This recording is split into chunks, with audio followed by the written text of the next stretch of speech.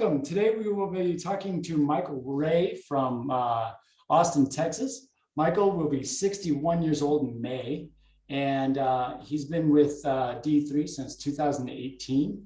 He has improved his half Ironman performance by over 17 minutes, almost 20 minutes, and is on the verge of breaking 5 hours with a very low 5:08. He has qualified to the 70.3 World Championships twice.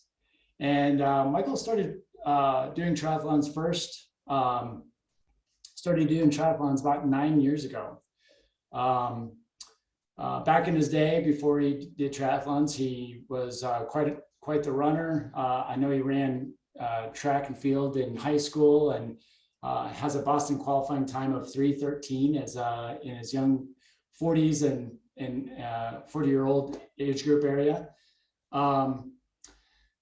Michael, before you joined D3, you were averaging about 8 hours a week, a little more than 8 hours a week. And since joining D3, you're still a full-time employee and family obligations. I know you see your grandkids quite a bit. And since then, you're about 9.5 hours a week. So roughly 1 hour per week more, but that is not likely the attributing reason to your increased performance. What do you have to say for yourself? well, thanks, Jim. I think before joining D3, I kind of did a little bit of self-coaching and did some online plans and things like that. But I really think that as I got into the one-to-one coaching with you, just the plan makes all the difference in the world, and the feedback and the ability to progress. I think the other part of it really is when I started triathlon, it was about completing events. I can complete an Olympic, I can complete a half, I can complete a full, and then I think I progressed to going from completion to competing, and I think that getting that mindset along with the plans that you put together for me over the years, that's really what's made the difference. Excellent. Real quick, and I alluded to this before, but what sports did you do before triathlon? You're primarily a runner, is that correct? Yeah, I was the typical small town high school athlete where you kind of did everything. But track was the thing that I did the best, and I enjoyed running. Didn't really do much after high school, but as I got into my mid-30s, I started some age group running and competing at that level, and it's just fun, getting out and doing miles. I enjoyed it. So yeah, it was mainly running. No swimming and biking until into my 50s. Right.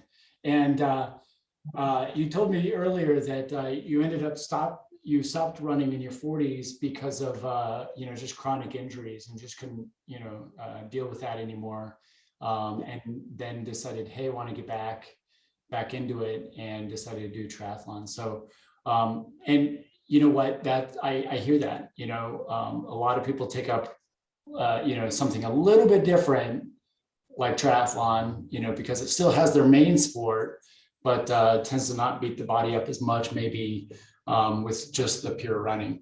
Now, a couple of questions I have for you, Mike. What was the biggest change since 2018? Was it the volume or intensity? What was the big change for you?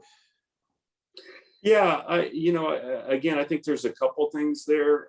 Part of it is just working with you and getting the feedback and learning a lot more about training. But I think one of the biggest things that you've worked with me on is learning how to race.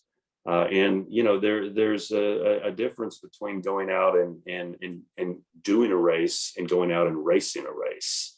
Right. And I think I just didn't have the confidence to be able to go out and just hammer on the bike, because I was always worried that I wouldn't be able to run.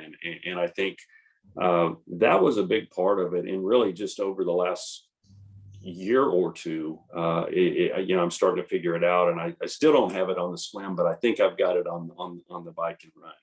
Right. Good. So yeah, doing workouts and growing your experience in the appropriate training levels and the appropriate training zones to be able to go out and have the confidence to say, I'm going to race this hard. And, as I always have people do like a B race or a C race, like a sprint, like go as hard as you can. See, if we fail, we fail. It's okay. And that's the thing people are afraid to do, is go fail. Now, I don't want to fail at an Ironman or a half Ironman. That's very expensive, and the travel and everything else. So you gotta find the little local races that you can go and get that confidence, where if you fail, it's you're home in your own bed that night, and you're not out that much time and training. Also, you can get back into training very quickly. And then is one other question for you. What have you learned and gained most since 2018? I think we talked about this, is your confidence, maybe even knowing what zones are appropriate. As we have heart rate on some days, and we have power and pace and for our intensities days on other days. So do you feel like that has helped you structure your days and understand what's the process is? Yeah, absolutely. I had mentioned to you earlier that I'm quite the data geek, and I think one of the things that I have learned over the last 5 years is just learning that there's data there, and understanding how to use the data, and then building a plan around that to say, yeah, like you said, some days we're going to do zone 2 heart rate, and that means that I better stay in zone 2 heart rate, and I don't need to go out and go all out that day. And so, I think understanding the data and how to use it has really helped me. And I think that's been a pretty big key to my improvements over the last few years. Okay, excellent. Where do you see the biggest room for improvement going forward? Let's just break this down into the swim, bike, and run. Where do you want to take it from here? Yeah, it's as I raced Galveston a couple of weeks ago, it was pretty clear to me that my competition, they're better swimmers than me. I've done, I think, a reasonably good job of closing the gap on the bike, and I've always been able to compete pretty well on the run. But the leaders in my age group they're gapping me on the swim, and I've got to get better. And I think that's just more time in the pool and more focus, and so that's going to be a big push for me this season. Right. And that is motivating. And I know as a runner, I hear it all the time with the people that come from a background of a sport. That's the one sport that they're not going to give up when the time gets tight. They're like, well, I have to get my run in. Or a swimmer would be like, well, I'm going to continue to swim. But our weakness in our sport, for example, if it's a swim and it would be like, I don't have time. That's okay. I don't need to swim. And it's so much easier to tie the shoes and go out for a run. So, it happens, everybody, nobody's perfect. We all miss workouts here and there, but making sure that the key workouts of getting the swims in and we've talked about even getting the strength work in and not skipping the strength work is going to be vital to those improvements that we're looking for. And one thing that I also want to allude to that as a master's athlete, the recovery aspect of the swimming alone, but the imperativeness of the strength program, as master's athlete, we have to be doing it, whether we want to or not. And there's structure to it. Sometimes through the season, there's more of a maintenance lifting, and other times there's more, high end, high intensity lifting. So, making sure that we're hitting those marks as well. Yeah, I think that's right. And I think strength and mobility as we get older, mobility is so important. And, those are the things that aren't the funnest. Right. And I think it's easier for us to miss those workouts but they are important, strength and mobility. And again, it's one of those things that I need to put more of a focus on. Right. Yeah. It's not even about doing more of it. It's just making sure we don't miss it. Right. Yes. And then outside of the swim, bike, and run and strength, what do you think that is something that you like to work on going forward? Also, is it the mental aspect of training? Is it you said the strength and mobility? Is it better sleep, nutrition? Do you feel like you've got a good handle on those? Yeah, I feel pretty good about understanding recovery and sleep, and I eat pretty clean, and so I feel pretty good about those things. I think from the aspect of what's always a challenge is time management and making sure that I have a good plan for a week. And understanding that even though you have a plan, it doesn't always go as planned. Right. And so I think for any athlete that has a full-time job, and you want to compete at a high level, you've got to learn to manage your time really well. And so I think that's something for me that I continue to try to perfect. Right.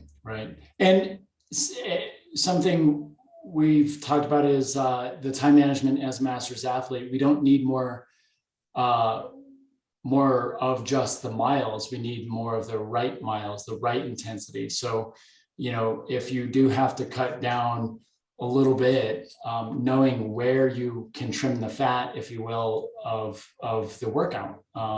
Is it, okay, I got to keep the intensity on this day, or, and cut the volume, or vice versa. So, and that's, per the individual, a lot of those things that, we work on individually, and as master's athlete, more miles doesn't make you faster, better miles make you faster. Right. So, since joining D3, what is one of the things that you've really enjoyed about the program?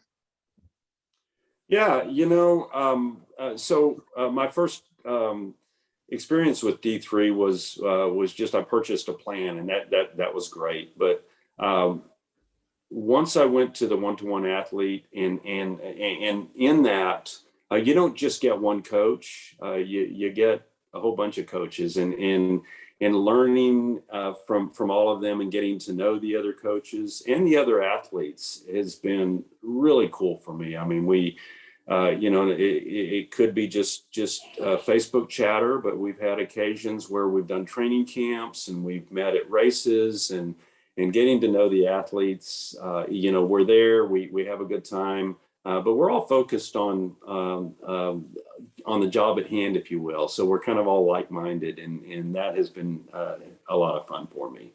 Excellent. Good. Again, so in something you've enjoyed and something you've learned. Yeah. So, interesting. It sounds kind of odd, but I love training. I enjoy training, and I do a lot of training on my own. I don't really do much of group rides or group runs or things like that. I've done a little master swimming, but I think the enjoyment for me is just being out and being active.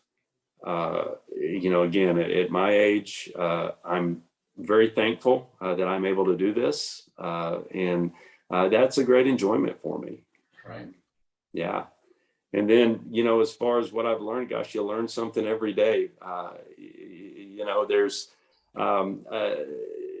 there's mental aspects of it that you never thought that you would have to deal with. And it doesn't matter if we're doing a sprint or an Olympic or a full Ironman, you have to understand the mental piece of it, and you're going to have highs and lows. And I think in order to be really competitive, you got to be mentally strong. And I think that's one of the things that I've learned to do better, is just to fight through those low points.